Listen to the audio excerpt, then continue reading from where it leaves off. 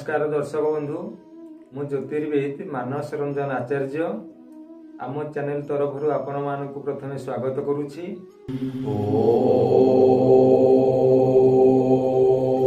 तेबे दर्शक बंधु ये 2025 मसीहाटी किपरि कटिब 12टी राशि मानक विषय जानिबा पई आमे आपण मानक मेष राशि ठारू सिंह राशि पर्यंत पूर्व वीडियो रे जणैछु।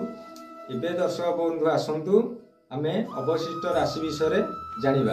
तेबे ए राशि विषय जानिबा पूर्वरु आम चैनल टी यथेष्ट मात्रा रे लाइक शेयर एवं सब्सक्राइब करंतु, जहा द्वारा आगो को आपण माने नुवा नुवा वीडियो सहजरे देखि पारिबे।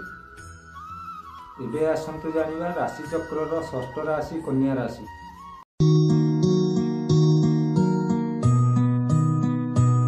कन्या राशि व्यक्ति मानक पई बृहस्पति प्रथम पर्याय अर्थात मई मास पर्यंत शुभ फल प्रदान करुथिबारु आपणकर प्रत्येक क्षेत्र में शुभ फल प्राप्ति हेबो, जहांको प्रभाव रे अर्थ समस्या मध्य दूर हेबो, रोजगार भल रहिबो, चाकरी क्षेत्र में पदोन्नति घटिबार मध्य संभावना रहिछि एवं वैशाख मास परठारु आपणकर बृहस्पति चलन रे टिके बाधा विघ्न सृष्टि हो पारे। प्रत्येक कार्य विलंबता सृष्टि हेबो, अर्थ व्यय हेबारे लागिबो एवं खर्चांत जोग जोटा आपणकर रहिछि एवं व्यवसाय क्षेत्र में जो माने लिप्त अछंती से माने मनोनीत लाभ पाई परिबे।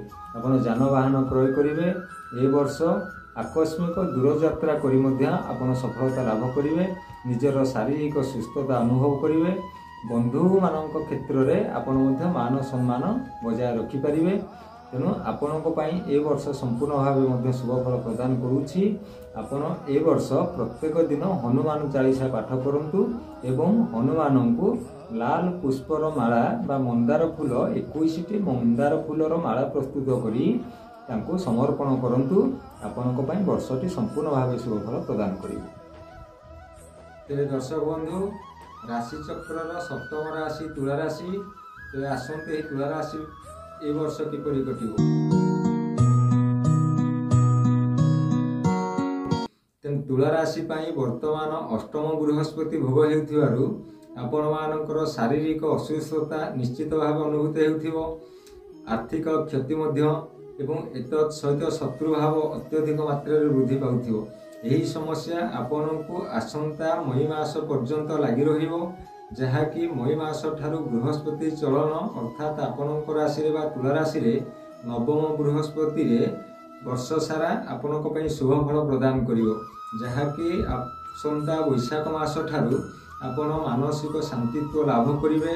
आर्थिक अवस्था आपनकर सच्छल रहिबो। गृह रे शुभ कार्य तथा वैवाहिक कार्य शुभारंभ करि पारिबे। उत्तम आय सहित नूतन वाणिज्य व्यवसाय मध्य शुभारंभ करेंगे। संतान माने विद्या क्षेत्र में सफलता लाभ करने सहित जो माने चाकरी रे जड़ित अछंती सेमानंकर पदोन्नतिर सूचना मध्य रही। महिला माने आशानुरूपक सफलता पाइबा सहित पारिवारिक सुसंपर्क गढ़ी उठिबो।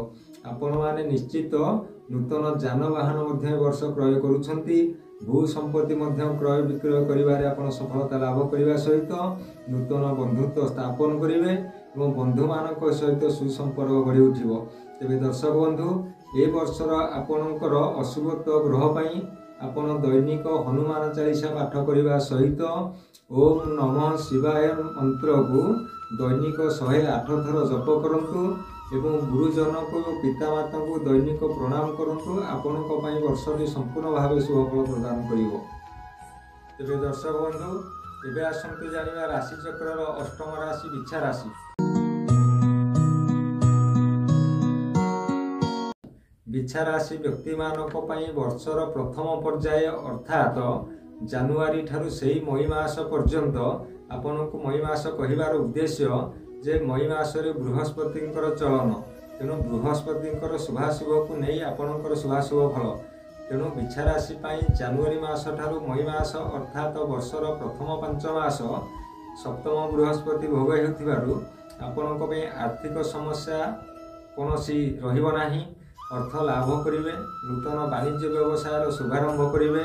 गृह को विभिन्न सामग्री क्रय कर आनिबार सूचना रही। भूमि लाभ सहित गृह निर्माण करेंगे तथा गृह मांगलिक कार्यर शुभारंभ करेंगे। स्वास्थ्य रे आपणकर उन्नति घटिबो किंतु सेही मई मास व बैशाख ज्येष्ठ मास ठारू आपण वर्ष शेष पर्यंत सुख सम्मान रे आपणकर बाधा सृष्टि हेबो। स्वास्थ्य पीड़ा लगी रहिबो। जानवाहन चलाचल रे आपण नियंत्रण करबा निहाती आवश्यक। महिला माने नूतन कर्म योजना रे प्रयास करी विफलता लाभ करेंगे। वाणिज्य व्यवसाय रे आपणकर बहुत समस्या सृष्टि हेबो। आपण दूर यात्रा रे अଯଥା क्षयक्षतिर संभावना मध्य आपणकर रही। तेणु जेकोसी कार्य करेंगे वर्षर शेष पर्याय आड़क प्रत्येक कार्य को सजग सहित कर आवश्यक। एवं आपणकर ए वर्षर अशुभत्व ग्रह पाई आपण चंदन हलदी अश्वगंधा को कंचा क्षीर रे मिश्रण करी दैनिक मस्तक रे टीपा करी लगांतु एवं ओम सम सम सह शनिश्चराय नम मंत्र को दैनिक 7 थर जप करंतु। आपणक पई वर्षटी संपूर्ण भाव शुभफल प्रदान करिवो। तेबे दर्शक बंधु आजिर कार्यक्रम को आम ये रखुचु। रहुची नमस्कार।